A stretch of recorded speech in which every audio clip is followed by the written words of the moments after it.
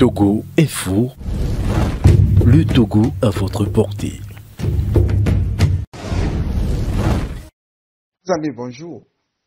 Et je voulais aujourd'hui que nous discutions, si vous le voulez bien, des deux Togos, le Togo des riches et le Togo des pauvres. Et cette semaine, deux patrons de deux partis ont fait des témoignages sur la COVID-19 dont ils ont été patients. Les deux disent avoir été guéris et font leur sortie en expliquant aux Togolais comment la maladie est si dangereuse. Je commence par Fabre. Il dit, il est sorti d'une réunion, il a remarqué que il avait la langue lourde, il a appelé un médecin. Après, il a insisté, on lui a fait le test de Covid. Ensuite, il a été alité un tout petit moment et il a eu des soins du docteur. Il remercie sa femme, il remercie les docteurs. Apévon est sorti aussi nous gratifier de la bonté de Dieu qui l'aurait sauvé de la COVID-19. Il remercie le bon Dieu, le miséricordieux.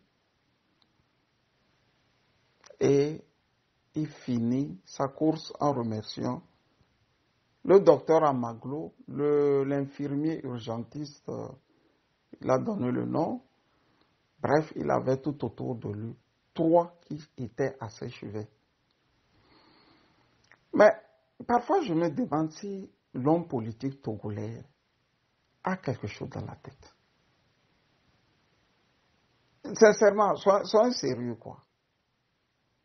Parfois, je me le demande s'ils ont quelque chose dans leur tête. Je peux même dire, à la limite, ils méprisent le peuple. Fabre, lui, peut s'appeler, il peut s'acheter un docteur et aller dans une clinique privée, puisque c'est une clinique privée. Dans une clinique privée, il est allé. Apévon aussi remercie même la clinique privée. Il dit le printemps ou quelque chose, je ne sais plus. Mais, et les millions de Togolais là, qui ne peuvent pas se soigner dans une clinique privée? Vous voyez? Vous voyez? Comment, d'une manière même naïve, ces gens-là, les prolétaires devraient prendre les bâtons et les attendre dans des coins de rue et les fouetter. Vous voyez le mépris là? Une clinique privée au Togo veut dire pas moins de 200 000. C'est dans ces cliniques-là, eux, ils dorment quand ils sont malades. Et le peuple, les prolétaires que nous sommes, quand nous sommes malades à Lomé, là, où devrons-nous aller pour nous faire soigner?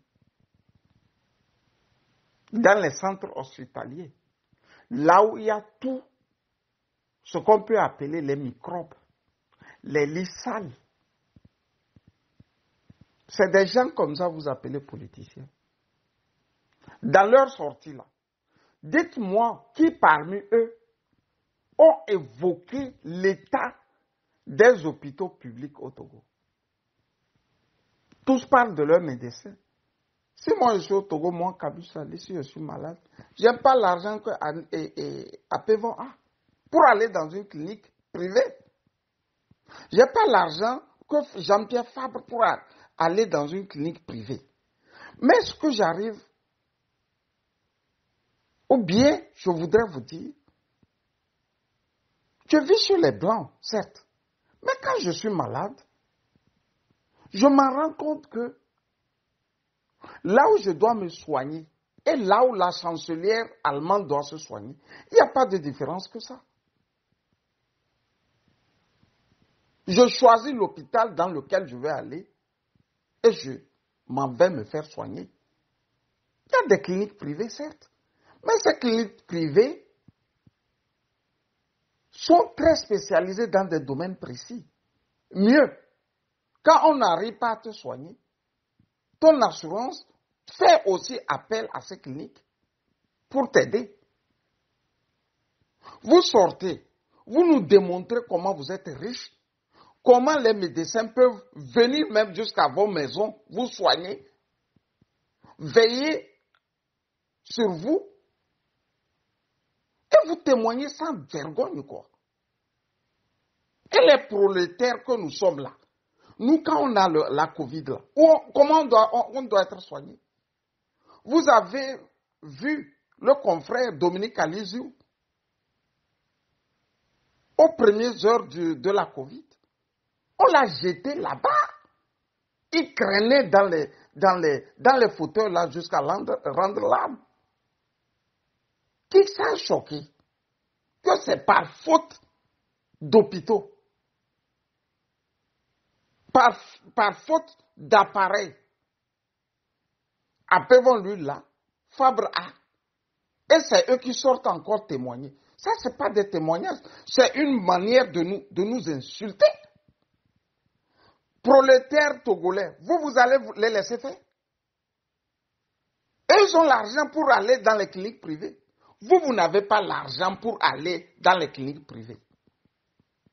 Et, bizarrement, c'est lui qui s'étonne que les autres sont morts. Hein.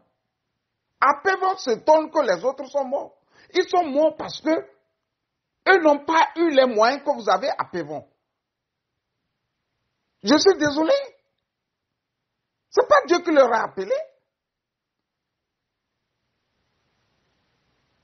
Ils sont morts parce qu'ils n'ont pas 3 médecins à leur chevet. C'est ça la triste vérité à Pévon.